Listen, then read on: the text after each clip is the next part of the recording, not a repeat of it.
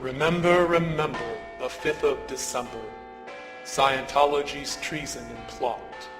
I know of no reason why Lisa McPherson should ever be forgot.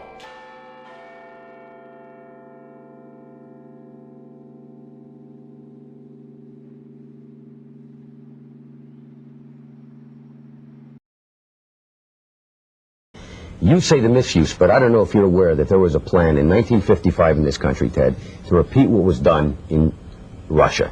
There was going to be a Siberia, USA set up on 1 million acres in Alaska to send mental patients. They were going to lessen the commitment laws. You could basically get into an argument with somebody and be sent up there. This sounds very odd. Nobody's ever heard about it. That's in no small part thanks to the Church of Scientology. People say in the United States that these things can happen here. Mental screening that only took place in the old Soviet Union or communist Vietnam or those places. It's not true. I want to talk in some detail about the Citizens Commission for Human Rights, or the CCHR. The CCHR was created in 1969, founded by the Church of Scientology. If you were president, would you work to phase out the IRS? Immediately.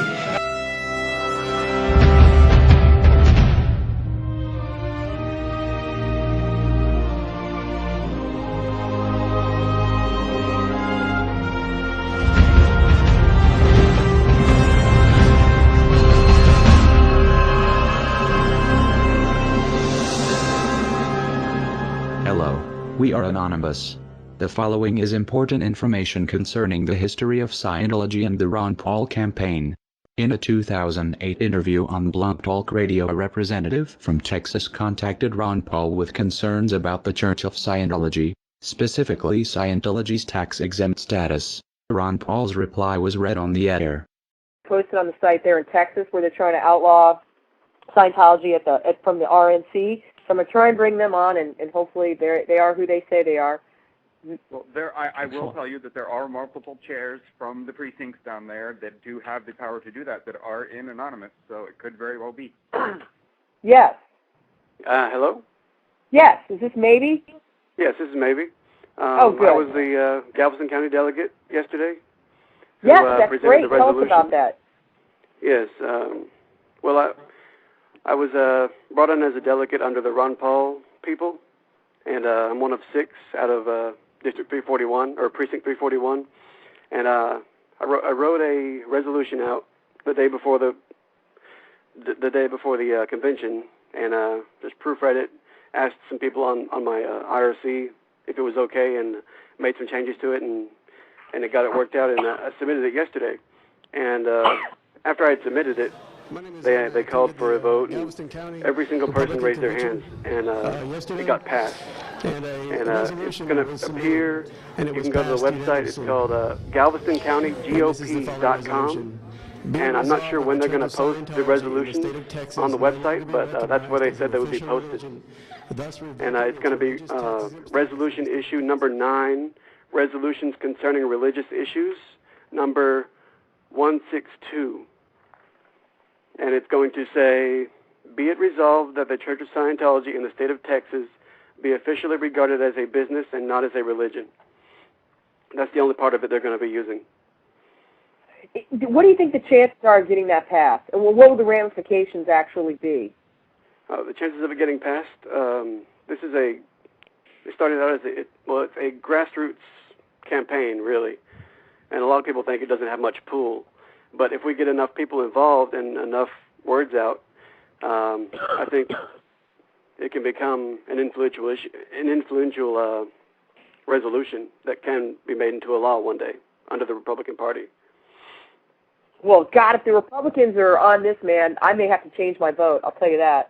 I actually sent Ron Paul an email, and he responded saying he did not support removing their tax-exempt status because he doesn't like taxes. And that's one reason Scientology loves Ron Paul so much, which is stupid. But that's bad. Well, who does like taxes? No one likes taxes, but that doesn't mean, a potential president can't see that a group is totally abusing our, establishment clause, and that's what really pisses me off. I mean, they should be allowed to have. shouldn't have a special privilege for one religion over another. Would you like me to read the email he sent to me? Sure, go ahead. Okay, this is from Dr. Ron Paul. Thank you for contacting my office. I am always happy when the people of 14th District of Texas take time to let me know where they stand on important issues facing the country. I understand your concerns about Scientology. However, I do not favor revoking Scientology's tax exemption because I oppose raising federal taxes on any group or individual, even when I disagree with elements of that group's political agenda. The precedent of tax-exempt revocation may someday be used to justify raising taxes on other tax-exempt groups, including religious organizations. Thanks for writing. Please do not hesitate to contact my office with any other questions, comments, or suggestions. Sincerely, Ron Paul. Well, don't you think then that if he was so opposed to revoking their tax-exempt status that he might be opposed to the fact that they can make claims on their religious education and have other people pay them back? I would assume. Yeah, that would be the point to make, I think, with him, is that, hey, you're actually paying them money. Well, exactly. He likes that even less. What they didn't know is when Ron Paul said, "I understand your concerns about Scientology," Paul knew much more than he was letting on. Paul and his campaign have had a close working relationship to the Church of Scientology through their front group, Citizens Commission for Human Rights.